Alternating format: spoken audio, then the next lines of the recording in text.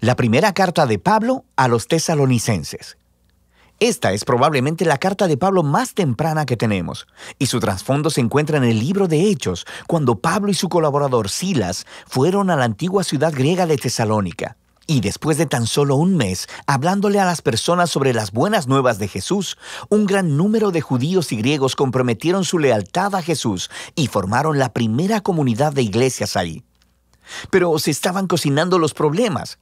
El anuncio de Pablo de que el Jesús resucitado era el verdadero Señor del mundo trajo sospechas. Así que los cristianos en Tesalónica eventualmente fueron acusados de desafiar al César, el emperador romano, cuando decían que había otro rey, Jesús. Y esto llevó a una persecución tan intensa que Pablo y Silas tuvieron que huir de la ciudad. Y esto fue doloroso para ellos porque amaban mucho a las personas que estaban ahí.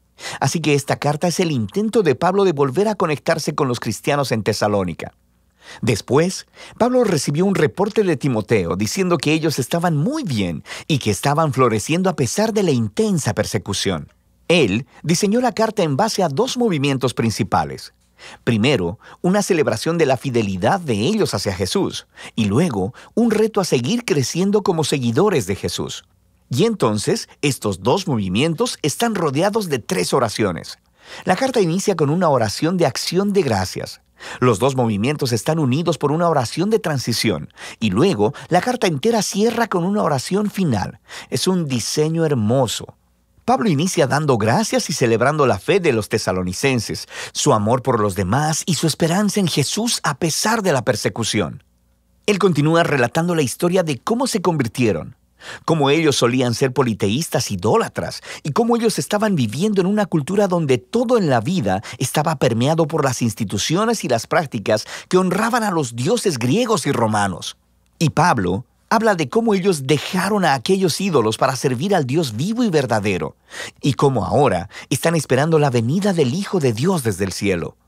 Así que, en una ciudad como Tesalónica, transferir tu lealtad hacia el Dios creador de Israel y al Rey Jesús tenía un costo: aislamiento de tus vecinos y hostilidad de tu familia.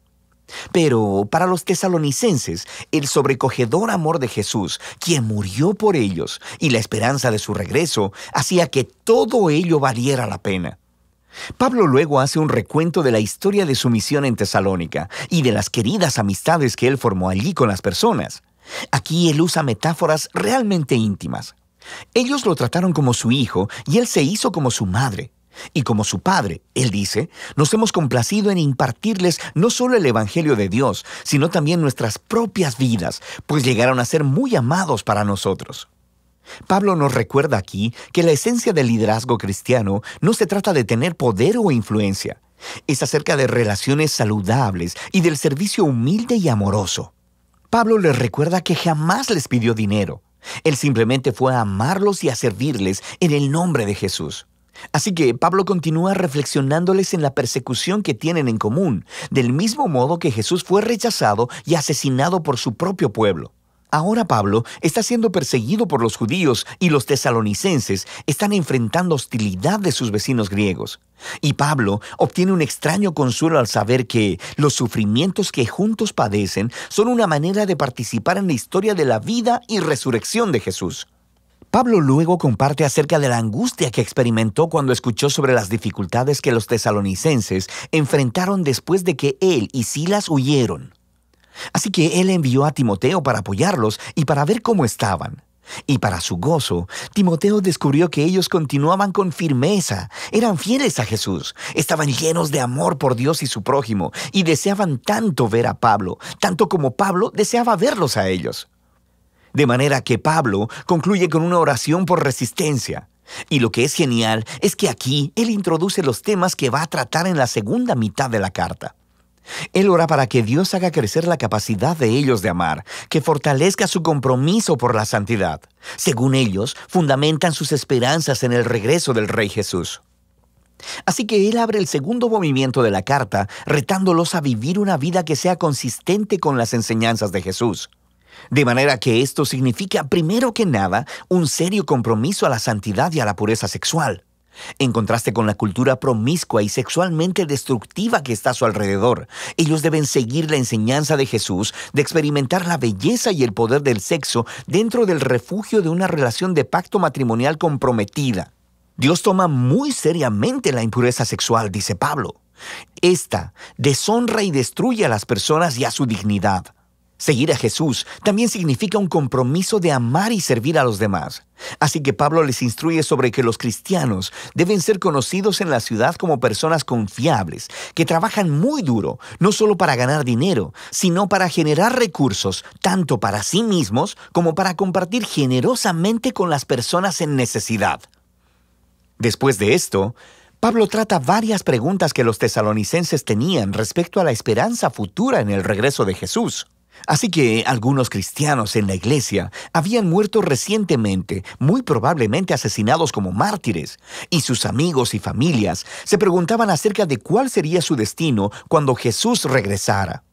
Así que Pablo deja claro que a pesar de su dolor y pérdida, ni siquiera la muerte puede separar a los cristianos del amor de Jesús. Cuando Él regrese como rey, Él traerá hacia sí mismo tanto a los vivos como a los muertos. Y Pablo aquí utiliza una imagen realmente genial. Usa un lenguaje que normalmente describiría la manera como un súbdito del César romano enviaría una delegación para recibir su llegada a la ciudad. Luego, Pablo aplica esta imagen a la llegada del Rey Jesús. Cristo también será recibido por una delegación de su pueblo, quienes se encontrarán con el Señor en el aire, le dan la bienvenida y lo escoltan de vuelta a este mundo, donde Él establecerá su reino de justicia y de paz. Pablo quiere entonces que los tesalonicenses vean cómo esta esperanza debe motivarlos a la fidelidad a Jesús. Así que Pablo se burla de la famosa propaganda romana que dice que es el César quien trae paz y seguridad. Por supuesto, la paz romana venía a través de la violencia, a través de esclavizar a sus enemigos y de la ocupación militar. Y Pablo advierte que Jesús regresará un día como rey y confrontará esta clase de injusticia. Los seguidores del Rey Jesús deben vivir en el presente como si ese día futuro ya estuviera aquí, a pesar de la oscuridad de la maldad humana a su alrededor. Ellos deben permanecer sobrios y alertas, mientras la luz del reino de Dios resplandece aquí en la tierra, tanto como en el cielo. Pablo concluye todas estas exhortaciones con una oración de esperanza, de que Dios permee sus vidas con su santidad, que los diferencie para que sean completamente devotos y sin culpa hasta el día del regreso del Rey Jesús. Primera de Tesalonicenses nos recuerda que desde el principio, el seguir a Jesús como Rey ha producido una manera de vivir contracultural o santa, y que esto a veces generará conflicto y sospecha entre nuestros vecinos. Pero la respuesta de los seguidores de Jesús a esta hostilidad siempre debe ser el amor, enfrentando la oposición con gracia y generosidad. Y esta manera de vivir está motivada por la esperanza en el reino venidero de Jesús que ya comenzó con su resurrección de entre los muertos. Así que de eso se trata Primera de Tesalonicenses: santidad, amor y esperanza futura.